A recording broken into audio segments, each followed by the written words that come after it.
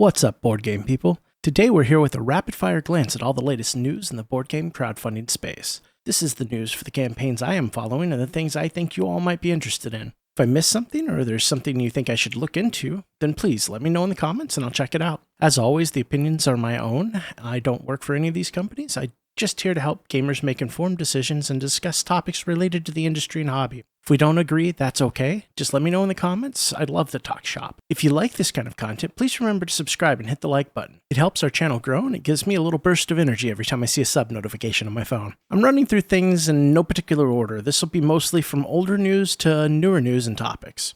First up is Middara's Valentine's Day update that was a bit of a bummer for most, but it was also welcome signs of life from the developer. They even warned the update will be anticlimactic. Their top priority has been and is getting Wave 2 out the door, which includes Acts 2 and 3 and into backer hands by the end of this year. To do that, they've decided not to have their big Valentine's Day sale, and they've delayed the reopening of the Pledge Manager until late spring. The Pit Boss Bounty Pack is available now to beta test for free on Tabletop Simulator. Both the Collector Bounty Pack and the Pirates of Alania Adventure Pack should also be available around the early March for testing. Pete Walsh is deep in the design phase for Act 2 and will move on to Act 3 immediately afterwards, and plastic production should begin in late spring. They tease more to come soon, so what we know is the Pledge Manager is reopening in late spring, and you should be able to late back for Act 2 and 3 then, as well as grab reprints of Act 1 and the Kickstarter box in the Pledge Manager. Final Girl Series 2 dropped a quick update stating they plan to open their Pledge Manager in March. They're mainly focused on the details of Wave 1 for the time being, and figuring out how to work 2 waves shipping so everything goes smoothly. They've also included a great preview of the Series 1 storage box art.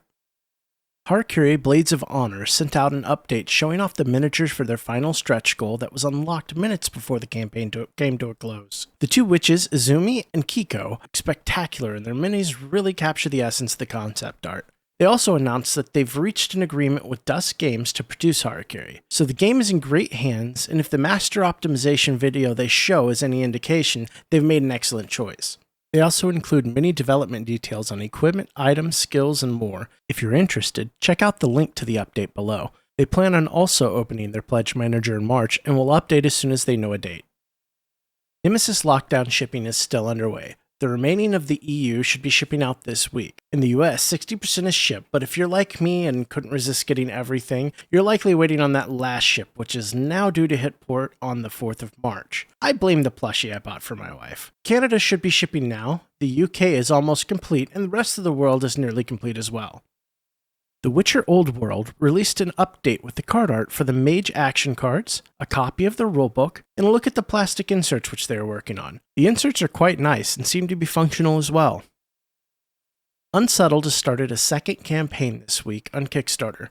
They're back with a reprint of their hit co-op survival puzzle game, Unsettled, and the addition of 3 new planet packs. The reprint includes the core game and all of the expansions from the original campaign, with some slight updates and errata. They've also added 3 new planet packs titled Koguya, Blackout, and Near. They've also added 2 modules, the Scientific Fascinations and Scientific Specializations, along with the 2022 Survival Task Community Pack, the Blue Rift item, which turned out to be the Explorer Avatar Punch Pack, and a Purple Rift item that will be revealed on March 3rd. The campaign runs through March 8th, so if you want any of the new items, or if you're like me and missed out on the original, grab it while you can.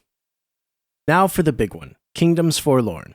So if you've been following Kingdoms Forlorn closely, or even hardly at all, you know you need a navigator, a translator, a good map, and a bottle of something strong just to even start to make sense of the campaign and what all this greatness they're throwing at us adds up to. Sadly, I'm not going to offer a full update here. There's just simply too much to talk about with this campaign, and this video would be even longer if I tried to slam everything into it. So I will release another video tomorrow with a full update. Hopefully this will give them time to announce the next Kingdom expansion they've been teasing. I will say that for a quick version, I've more than doubled what the core box contains since the beginning of the campaign. The 10,000 Succulent Fears expansion has seen major additions as well. They've added the Sunken Kingdom to the core box, and released the Barony of the Bountiful Harvest Kingdom as a huge page expansion. They just unlocked a ton of social goals, added more and more systems to the game, added miniatures, standees, squires, outposts, saints, campfire tales, the list just goes on and on. So yeah, just subscribe now so you don't miss that update video. I really can't cover it all in this one. Next, Chronicles of Drunagor Apocalypse has posted another update stating the shipping woes continue. To paraphrase, shipping prices should be mostly correct, and if there's a big mistake, you need to contact them. I'm going to be dead honest with everyone. This is a huge campaign, and with the shipping crisis that's plaguing everyone, the prices are going to suck. This is 32 kilograms of game headed your way, but what's even more costly than weight is the volume of the boxes they're shipping. All the boxes combined take up more volume than the average man. Hell, they're bigger than me. I am in no way excusing theirs or Gamefound's piss-poor handling of this shipping snafu, but in reality, they got screwed on their shipping quote, or they didn't negotiate it well enough, and these prices are what we're going to have to pay if we want to get the game. For those of you struggling to get full refunds from them, I feel you. I hate that this has happened to this campaign, and I can only hope that the game is spectacular for those of us who are biting the bullet and paying for shipping. For everyone else, good luck on your refunds. In slightly happier news, we see signs of life from the crew over at ISS Vanguard. In fact, it seems our crew has grown by leaps and bounds, and we're going to have to start shoving folks out the airlock soon.